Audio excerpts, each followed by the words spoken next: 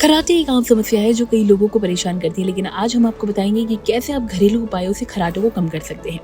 खर्राटे कम करने के लिए आप गर्म पानी पिए। बता दें, गर्म पानी पीने से आपके गले की सूजन कम होती है और खर्राटे कम होते हैं। आप गर्म पानी में नमक या शहद मिलाकर भी पी सकते हैं। नमक पानी से गरारे करने से आपके गले की सूजन कम होती है और खर्राटे कम होते हैं। आप नमक पानी में तुलसी के पत्ते या अजवाइन मिलाकर गरारे कर सकते हैं। तुलसी का रस पीने से आपके गले की सूजन कम हो सकती है और खर्राटे कम होते हैं। आप तुलसी के पत्तों को पीस कर रस निकाल सकते हैं और उसे गर्म पानी में मिलाकर पी सकते हैं। ग्रीन टी पीने से आपके गले की सूजन कम होती है और खर्राटे कम होते हैं। आप ग्रीन टी में नींबू या शहद मिलाकर पी सकते हैं। एक्सरसाइज करने से आपके शरीर की सूजन कम होती है और खर्राटे कम होते हैं। आप योग या एरोबिक्स जैसे व्यायाम कर सकते हैं। इन उपायों को अपनाकर आप अपने खर्राटों को कम कर सकते हैं।